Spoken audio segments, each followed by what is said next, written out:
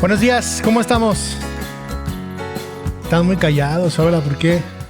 O sea, se oye un silencio como en la colonia, ¿no? Se escucha así como que todos se fueron de vacaciones, ¿verdad? Nada más oyen los tacones de...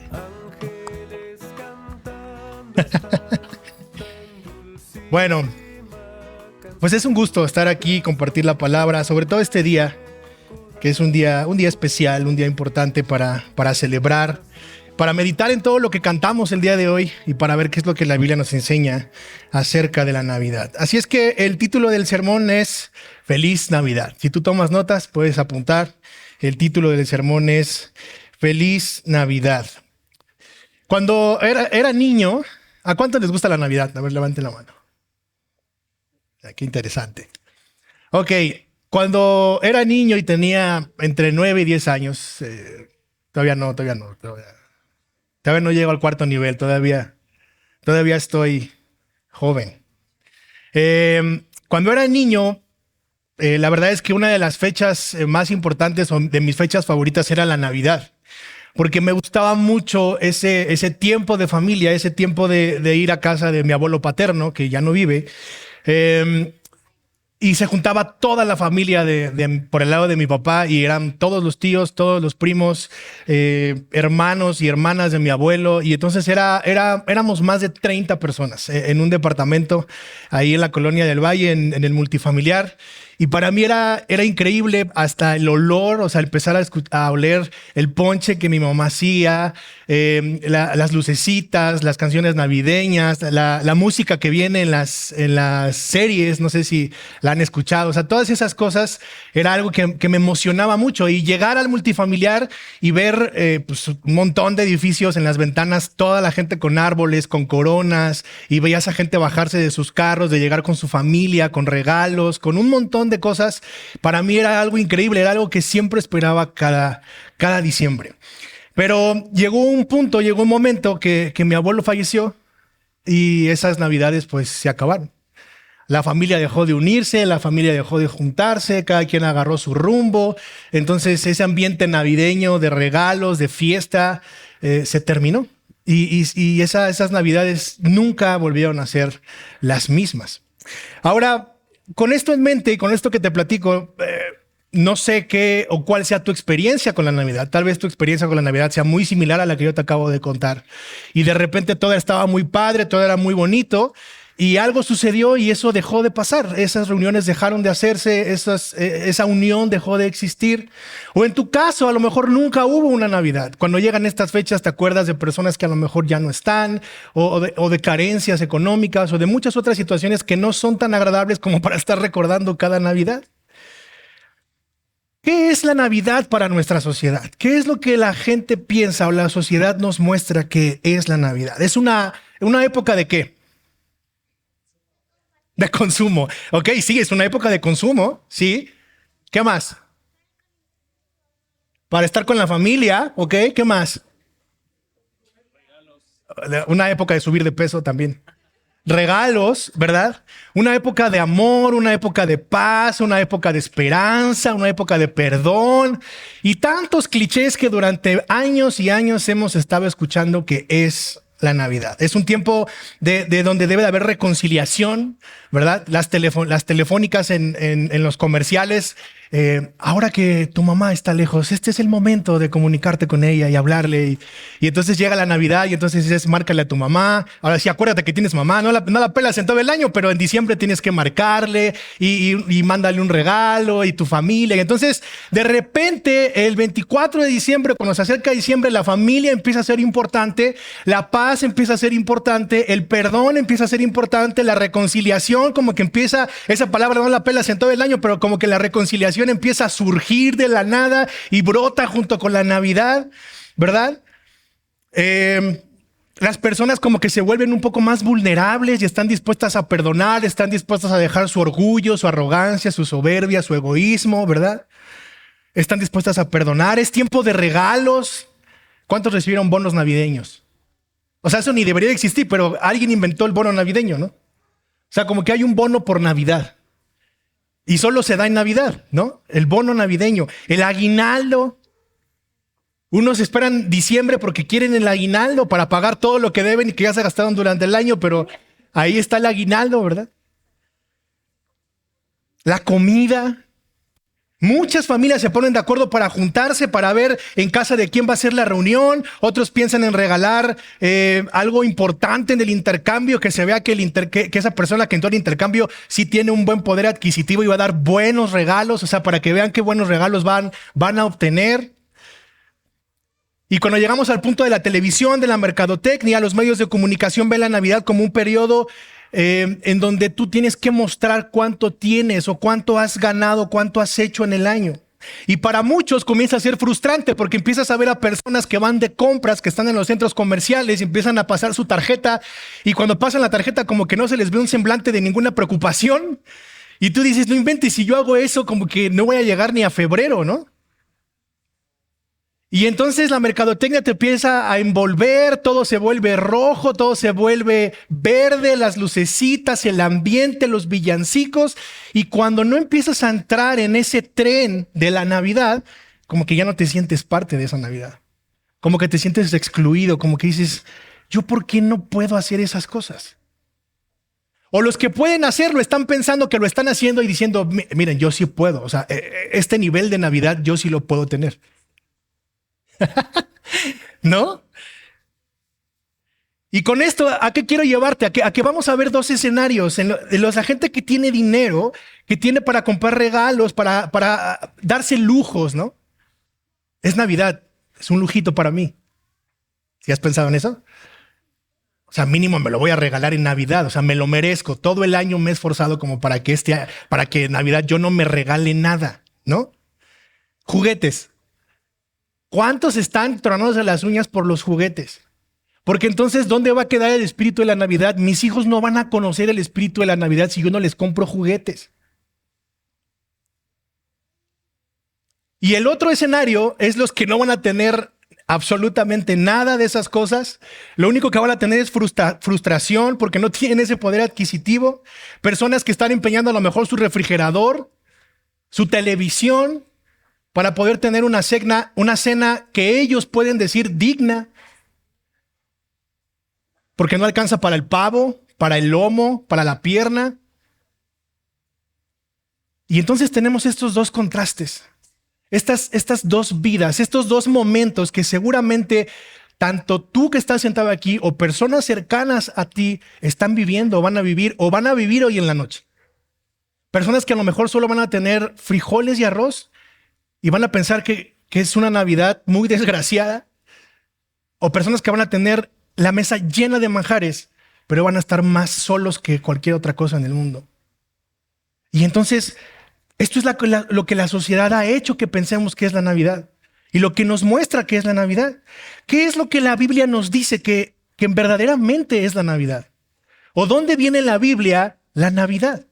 Vamos a abrir la Biblia en Lucas. Vamos a ver varios versículos, van a aparecer en la pantalla, pero si tú puedes seguirme, estaría excelente para que pudieras verlo con tus ojos. Lucas, capítulo 1, versículos 26 al 38.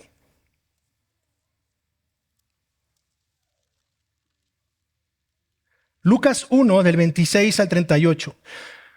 Y vamos a ver cómo Lucas, el doctor, es muy específico en varias cosas acerca del nacimiento de Jesús y cómo va narrando esta situación de una manera mucho más profunda que lo que podemos encontrar en Mateo. Así es que voy a darle lectura y vamos a ir explicando algunas cosas. Dice, al sexto mes, el ángel Gabriel fue enviado por Dios a una ciudad de Galilea llamada Nazaret, a una virgen comprometida para casarse con un hombre que se llamaba José, de los descendientes de David, y el nombre de la virgen era María. Y entrando el ángel le dijo, salve muy favorecida, el Señor está contigo, bendita eres tú entre las mujeres. Ella se turbó mucho por estas palabras y se preguntaba qué clase de saludo sería este. Quiero que por un momento dejes todo esto que dejé en tu mente acerca de la Navidad, acerca de las plazas, acerca de Santa Claus y todas estas cosas, y ahora vayamos a la realidad de lo que la Biblia nos está mostrando. Imagínate en este tiempo, en el tiempo de la Escritura, que se le aparezca un ángel a una mujer y que le empiece a decir estas cosas y que de repente llegue y le diga, salve muy favorecida. ¿Puedes imaginar eso? ¿Qué harías si hoy se aparece un ángel a tu vida y te dice, salve Norma, muy favorecida? ¡Guau! ¡Qué impresionante!, ¿no? O salvo, se me fue el nombre, perdón. Salve, muy favorecido apóstol Alan. Que se te aparezca el ángel y te diga esas cosas. Un ángel. Estamos hablando de un ángel que se aparece y te dice esas cosas. A veces cuando la gente te saluda y te dice, ¿qué tal? Por ejemplo, a mí, no que me incomode, pero aún es algo que con lo que no me siento todavía como acostumbrado, ¿no? Que alguien se acerque y me diga, pastor. Y de inmediato es como de, caray, o sea, es como, no que me incomode, pero me recuerda ciertas responsabilidades, ciertas cosas. O sea, como que es como cuando hablas a la gente que te habla para ofrecerte una tarjeta, ¿no? ¿Qué tal, señor Larios? Muy buenas tardes. Me comunico de American Express para ofrecerle nuestros servicios. Caray, entonces como que dices, señor Larios, ese soy yo, ¿no? Entonces imagínate, ella le dice, salve, muy favorecida. Entonces hasta ella misma dice, ¿qué es esto, no? El Señor está contigo, bendita eres entre las mujeres. Versículo 29, ella se turbó mucho por estas palabras y se preguntaba, ¿qué clase de saludo era este? ¿Quién es este? ¿Por qué se me aparece? ¿Por qué me dice muy favorecida? ¿Por qué me está hablando? ¿Por qué a mí? ¿Qué de diferente hay de mí a cualquier otra persona? María no era una persona especial. María no era una persona que tenía un gran nombre. María no era de abolengo. María no era de una gran familia. María no era reina de nada. No tenía título de nada. María no era nadie. Era una persona común y corriente. Versículo 30. Y el ángel le dijo, no temas, María, porque has hallado gracia delante de Dios. Concebirás en tu seno y darás a luz un hijo y le pondrás por nombre Jesús. Este será grande y será llamado Hijo del Altísimo, y el Señor Dios le dará el trono de su padre David y reinará sobre toda la casa de Jacob para siempre, y su reinado, ¿qué dice? No tendrá fin. ¡Wow! Las que son mujeres pueden entender un poco más esto, ¿no? Las que son mujeres ya han tenido bebés. ¿Qué sientes cuando te entregan a tu hijo después de que nace? ¿Recuerdas eso? ¿Recuerdas cuando te entregaron a tus hijos y lo tenías ahí, lo cargabas y decías, no sé, a lo mejor podías decir, por fin, ya salió, ya no me va a doler, aquí está bien, está vivo? Y empieza a desarrollarse un vínculo y un amor que no sé si tú puedas explicar, tal vez no lo puedas explicar, pero está ahí. Ahora imagínate que le están diciendo a esta mujer que va a llevar en su vientre al Hijo de Dios y que ese Hijo de Dios va a ser un rey que nunca va a tener fin su reinado. ¡Wow! ¡Qué privilegio! ¡Qué bendición! Mis hermanos, Dios no nos necesita para hacer su obra, para cumplir su plan, pero es un privilegio que Él pueda escogerte y llamarte para hacerlo. Y lo está haciendo con María. Es interesante ponerse en los zapatos de María y ver la escena. Ahora vamos al versículo 39. Dice, en esos días María se levantó y fue apresuradamente a la región montañosa, a una ciudad de Judá, y entró en casa de Zacarías y saludó a Elizabeth. Cuando Elizabeth oyó el saludo de María, la criatura que Elizabeth llevaba saltó en su vientre y Elizabeth fue llena del Espíritu Santo. O sea, ¿puedes imaginarte esa escena? Toda esta conexión, todo esto que está pasando, toda esta situación que está viviendo María, que está viviendo Elizabeth. Y por otro lado tenemos a José, que no aparece mucho en la escena, pero tenemos a un hombre que se iba a casar con ella, que nunca habían estado juntos y que de repente está embarazada. Y que no le queda otra más que creer lo que el ángel estaba diciendo. ¿Puedes imaginarte la confianza, el corazón de estos hombres, la mente de estos hombres puesta en Dios, en lo que Dios les está mandando a hacer, en lo que Dios les está diciendo? Ellos no están pensando en regalos, ellos no están pensando en cenas, en situaciones. Ellos están firmes y manteniéndose a la expectativa de lo que Dios les mandó decir en los ángeles empezar a cumplir. Versículo 44, porque apenas la voz de su saludo llegó a mis oídos, la criatura saltó de gozo en mi vientre. 45, y bienaventurada la que creyó que tendrá cumplimiento lo que le fue dicho de parte del Señor. Y entonces María dijo, y aquí viene un cántico de María de alabanza para el Señor, reconociendo lo que el Señor estaba haciendo con ella. Y María comienza a glorificar a Dios y comienza con este cántico de adoración para con Dios por lo que Dios va a hacer con ella. ¡Wow! Creo que estos dos hombres están entendiendo un poco la Navidad. ¿Qué significa la palabra Navidad? La palabra Navidad viene de la palabra natividad, que significa nacimiento. Y la palabra adviento significa venida. Nosotros como creyentes, lo que deberíamos estar festejando en estas fechas es ese adviento, que es la preparación para el nacimiento de Jesús. Y estos hombres están experimentando el adviento en este momento. Están siendo preparados para la venida de Jesús, para la venida de ese niño que va a nacer, que va a estar entre nosotros, que es la segunda persona de la Trinidad, pero que también va a ir un día a la cruz y va a pagar por nuestros pecados y nos va a salvar de la condenación eterna. Ahora, con esto en mente, vamos al capítulo 2, al versículo 8.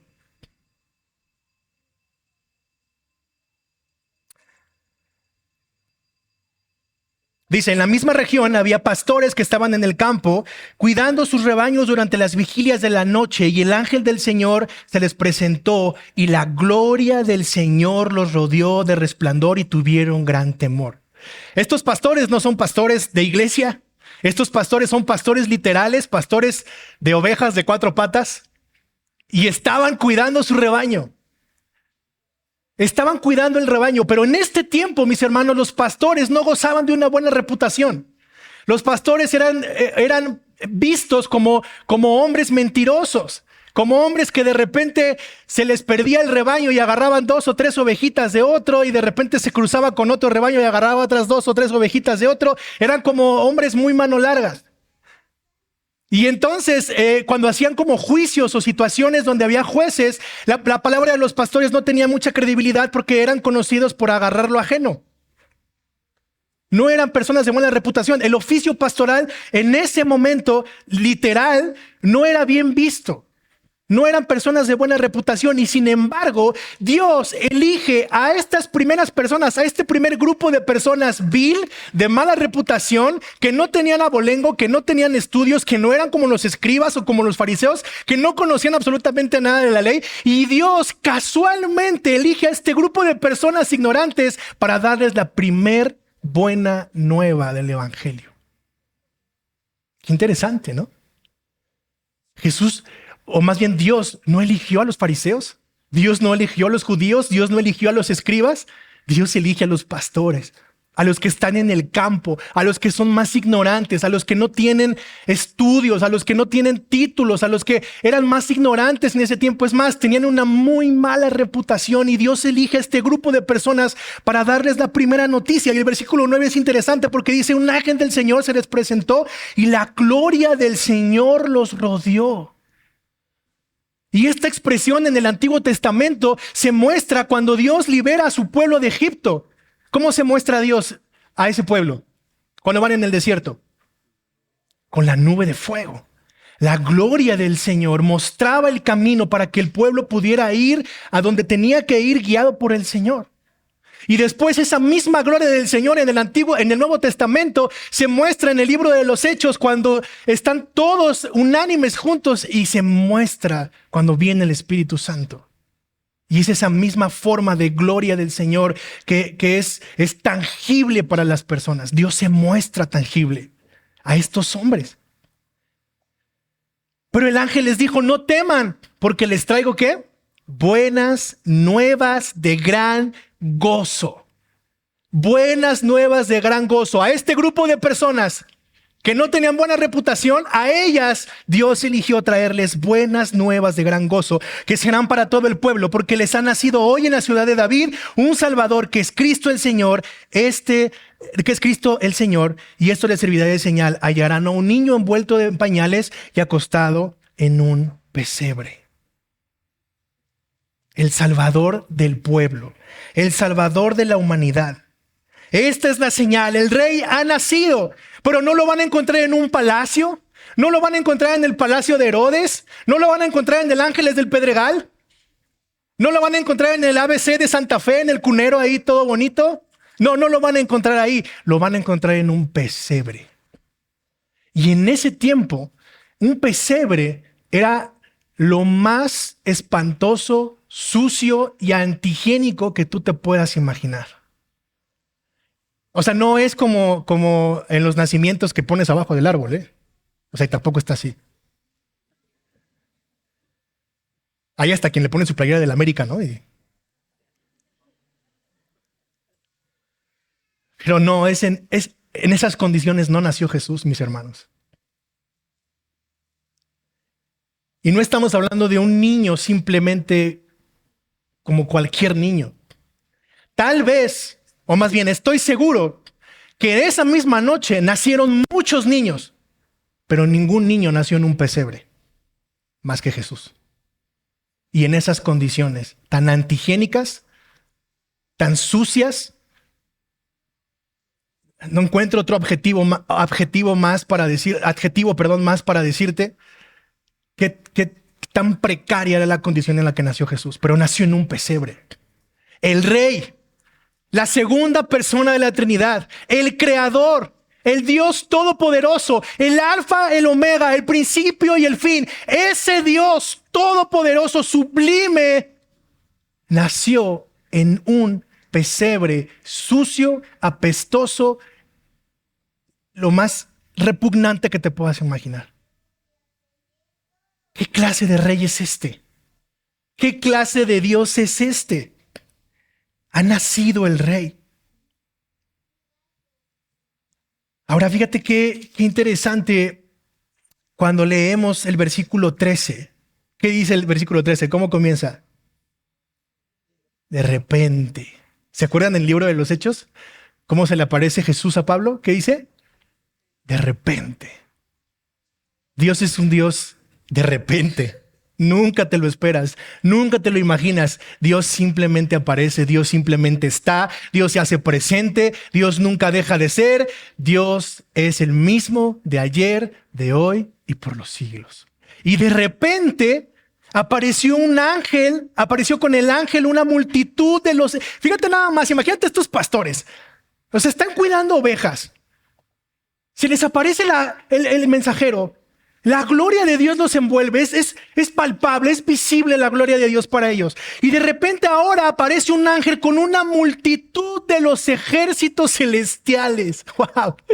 Yo no sé si puedas ver esto, pero esto es mejor que Santa Claus y los Reyes Magos, de verdad. O sea, si esto no te pone a pensar en la majestuosidad de Dios, si esto no te enchina la piel, no te hace ver el Dios en el que crees, yo no sé qué más te pueda mover. Pero date cuenta de esto. El ángel, una multitud de los ejércitos celestiales alabando a Dios y diciendo gloria a Dios en las alturas. ¡Wow! Cuando estaba preparando esto, estaba orando diciendo, Señor, ¿esto es una probadita de lo que vamos a ver en el cielo? Vamos a decir gloria a Dios en las alturas y vamos a estar con los ejércitos celestiales cantándote y alabándote y adorándote. Una probada del cielo en la tierra. Estos hombres probablemente tuvieron una probada del cielo en la tierra. ¿Te has preguntado si tú mereces recibir las buenas nuevas? O si tú tienes alguna credencial que te avale como una persona que es digna de recibir las buenas nuevas. Estos hombres tampoco. Y sin embargo Dios estaba manifestando. La gloria de Dios en las alturas, dice ahí. Y en la tierra paz entre los hombres en quienes Él se complace. Aquí vamos a ver dos propósitos del nacimiento de Jesús. Dos propósitos. Cristo nació, y apunta esto, Cristo nació para la gloria de Dios y Cristo nació para traer paz de la humanidad para con Dios. Ese es el motivo de la Navidad. Esa es la razón de la Navidad. Todo lo que acabamos de cantar es exactamente la razón de la Navidad. Cristo nació para dos cosas, para la gloria de Dios y para traernos paz con Dios. La Navidad, mis hermanos y amigos, no se trata de nosotros, no se trata de los regalos, del árbol, de la cena, de la nieve, de Santa Claus, de Rodolfo el Reno. No, la Navidad no se trata de eso. La Navidad se trata de Jesús. Se trata de que Dios se encarnó y vino a vivir entre nosotros. Y eso glorifica a Dios. Y aparte de eso, trae paz. Paz que estaba rota en la comunión entre nosotros y Dios por causa del pecado. Pero ¿sabes qué? Somos tan horriblemente pecadores que este tiempo es cuando se nos ocurre quedar bien con nuestro propio yo. Somos tan egoístas y tan hipócritas que escogemos estas fechas para perdonar, para amar, para reconciliar, cuando el único objetivo real detrás de todo esto es conseguir algo que nos convenga o sentirnos bien con nosotros mismos. Esa es la verdad. Y lo más triste de esto es que hay cristianos que viven estas fechas sumergidos en la mundanalidad de la falsa Navidad, pensando que eso es la Navidad. Y hay otro grupo que tiene una muy buena teología en su cabeza de la Navidad, pero que su actitud demuestra todo lo contrario a lo que debería ser la Navidad.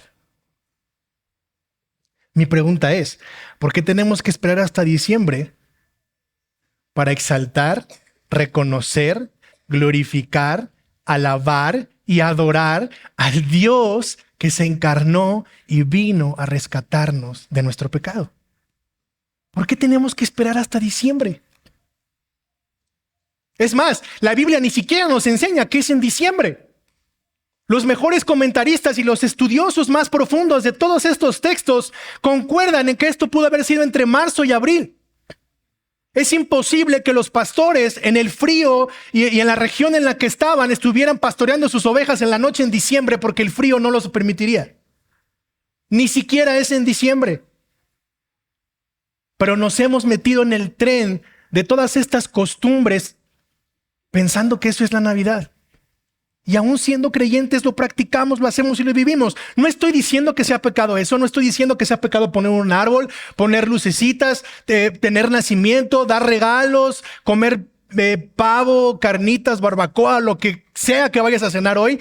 No, ese no es el punto. Yo no estoy en contra de esas cosas. Lo que estoy diciendo es que hemos puesto esas cosas de forma más importante que lo verdaderamente importante de la Navidad, que es Cristo Jesús.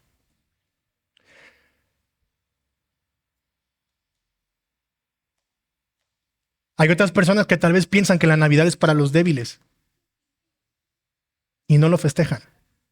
Porque no existe, porque lo niegan y porque eso es para gente débil. Yo me he topado con gente que me ha dicho, la Navidad es para débiles que están mal, débiles de la mente.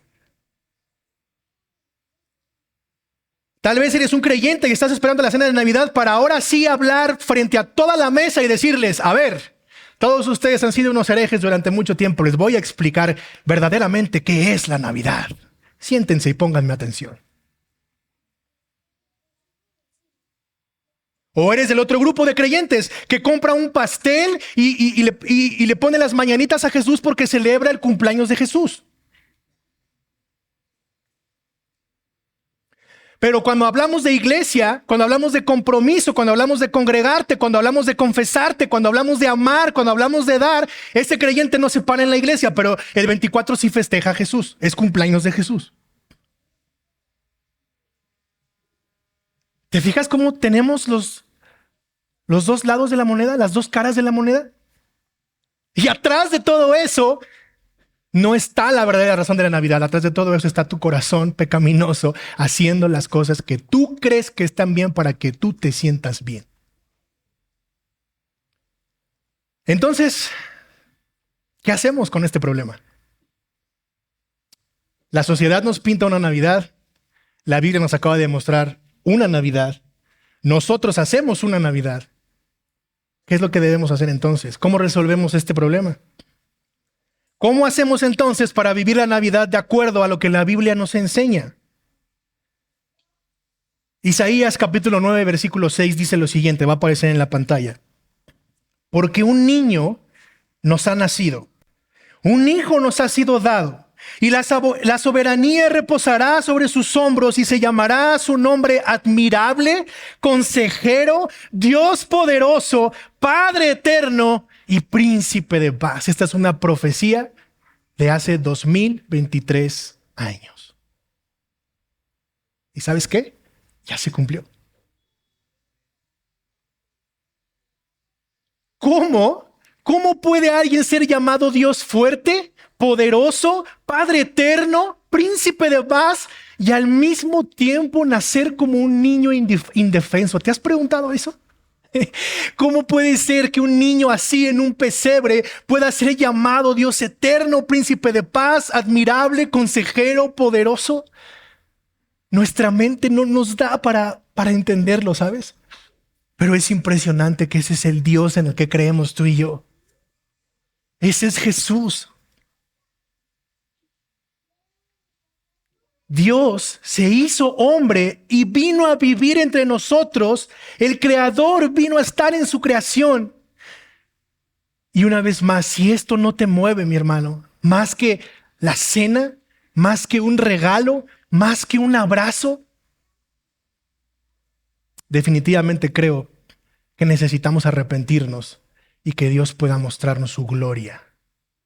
Y la gloria de Dios es el mismo Jesús. Y esa es la razón de la Navidad. Juan capítulo 1, verso 1 dice, en el principio ya existía el verbo y el verbo estaba con Dios. ¿Y el verbo qué? Verso 14, el verbo se hizo carne y habitó entre nosotros y vimos su gloria, gloria como del unigénito del Padre, lleno de gracia y de verdad. ¡Wow! La Navidad nos recuerda que el mundo está mal. La Navidad nos recuerda que el ser humano vive para sí mismo y para ser su propio Dios. Realmente la gloria de Dios tiene que ver muy poco con esta celebración, porque nadie puede verlo a la luz de las Escrituras. Es Dios enviando a Dios para salvarnos. Es increíble. Es una bendición que podamos celebrarlo, que nuestros 5 sentidos puedan reconocer a ese Hijo de Dios y a esa cruz que nos ha dado libertad. Y que sumado a eso podamos compartirlo con nuestra familia esta noche. Tú y yo no somos los protagonistas de la historia. La cena no es para ti. La cena no es para que tú te muestres qué tanto sabes, o qué tanto regalas, o qué tanto das. La cena del día de hoy es para que Dios sea glorificado, porque la gloria de Dios se presentó al mundo para salvarnos. ¿Recuerdas de nuevo el versículo 14 de Lucas capítulo 1? Que dice que la gloria de Dios, gloria a Dios en las alturas y en la tierra paz entre los hombres en quienes Él se complace. Jesús vino al mundo para mostrar la gloria de Dios y nos salvó para la gloria de su propio nombre. Esta es la razón de la Navidad. ¿Cuántos dicen amén a eso? Ahora, todo eso se escucha padrísimo, ¿no? Todo el mundo dijo ahorita amén, súper chido, está cool. Pero como dicen por ahí, del dicho al hecho, hay mucho trecho. Abre conmigo Gálatas capítulo 6, y con esto termino. La razón de la Navidad es Jesús. Y Jesús nació para la gloria de Dios y para traer paz con los perdidos. Pero ahora, ¿cómo vivo eso? ¿Cómo eso que está en mi mente en este momento lo voy a llevar a la práctica esta noche? ¿Cuántos tienen familiares incómodos que solamente les gusta ver en diciembre? Ni en diciembre. ¿Cuántos ¿Cuántos de ustedes son atacados por ser cristianos la noche del 24? ¿Cuántos de ustedes, su familia, aún tiene una doctrina diferente a la nuestra? ¿Cuántos de ustedes han hecho un reguero de sangre por imponer su verdad y hoy en la noche van a tener una fricción en la cena? Yo soy el primero. ¿Cuántos de ustedes prefieren ni siquiera tocar el tema porque les da miedo que los señalen, que los ofendan o que nunca más les vuelvan a hablar durante todo el año? ¿Cuántos de ustedes tienen la verdad en la punta de la lengua y durante años la conocen y nunca la han dicho?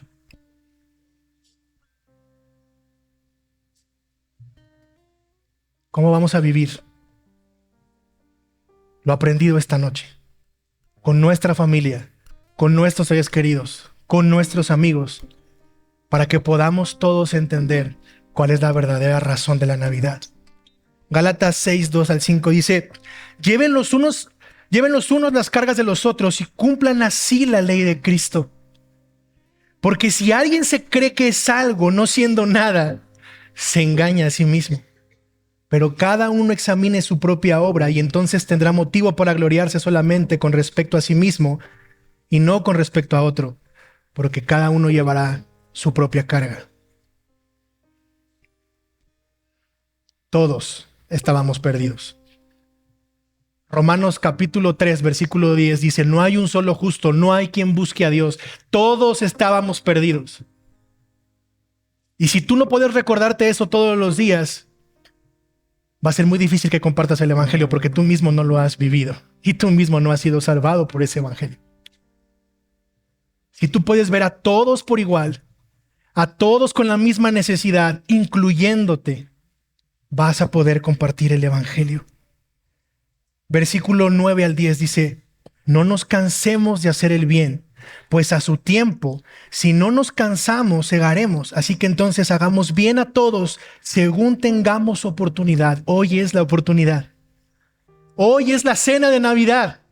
Hoy es el momento, hoy es la oportunidad de poder estar frente a la familia, pedirle a Dios el momento y entonces poder compartir y decir: Jesús es la razón de la Navidad. ¿Y sabes por qué? Porque es para su propia gloria. Y Jesús vino para que ahora todos nosotros ya no tuviéramos enemistad con Dios, ahora tuviéramos paz para con Dios. ¿Y sabes qué es lo único que necesitamos? Arrepentirnos y reconocer que sin Cristo no podemos hacer absolutamente nada. Ese es el evangelio. Esa es la razón de la Navidad.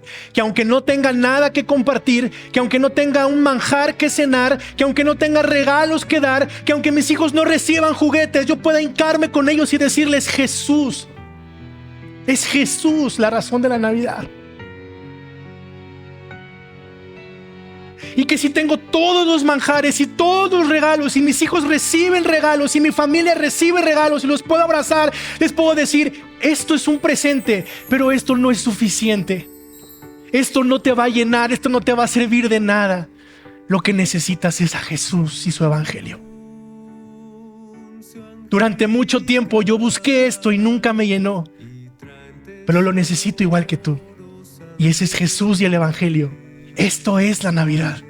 Por eso puedo pedirte perdón, por eso puedo perdonarte, por eso puedo reconciliar, por eso puedo tener paz, por eso puedo tener gozo, no porque yo sea superior, sino porque el evangelio de Jesucristo ha transformado mi corazón. Y esa es la razón de la Navidad.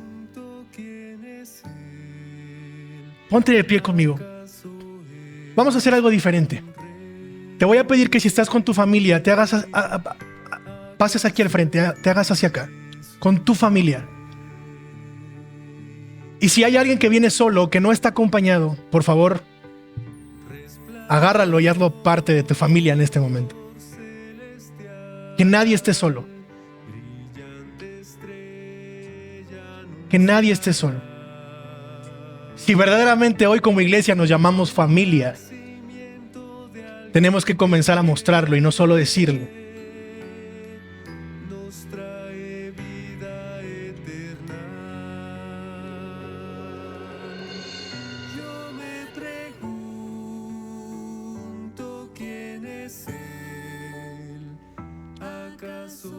Dice la Biblia que llevemos nuestras cargas unos con los otros y que oremos los unos por los otros.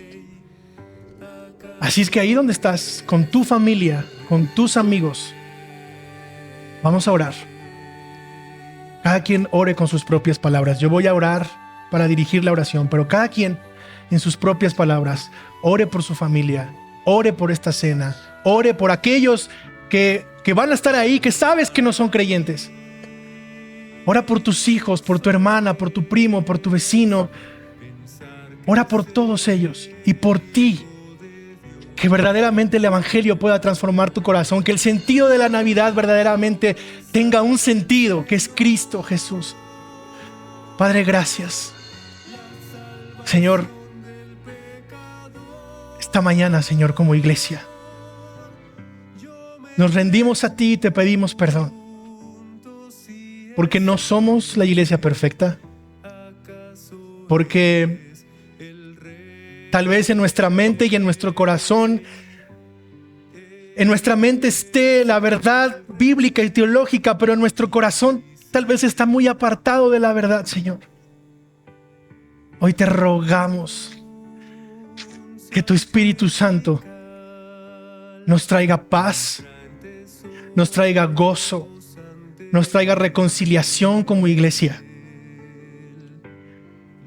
Señor, yo te ruego por cada una de las familias que están aquí, Señor. Te ruego que esta noche, en cada casa, en cada hogar de esta iglesia local, Señor, pueda ser predicado el evangelio de Cristo. Que la gloria te la lleves tú, Señor. Que uses a ese hombre o a esa mujer para que abra sus labios y pueda predicar las buenas nuevas del evangelio, Señor. Y que tengas misericordia de esa familia, de ese hombre, de ese primo, de ese tío, de ese vecino, de ese esposo, de esa esposa, de ese hijo que va a escuchar tu palabra esta noche, Señor. Y que tú lo conviertas, que tú lo transformes, que haya un nuevo nacimiento, que esta noche podamos ver conversiones en nuestras casas, Señor. Y Señor, si hay alguien aquí que piensa, examinando su corazón, que no es creyente, tráelo en arrepentimiento y fe en este momento, Señor. Y concédele la salvación. En el nombre de Jesús.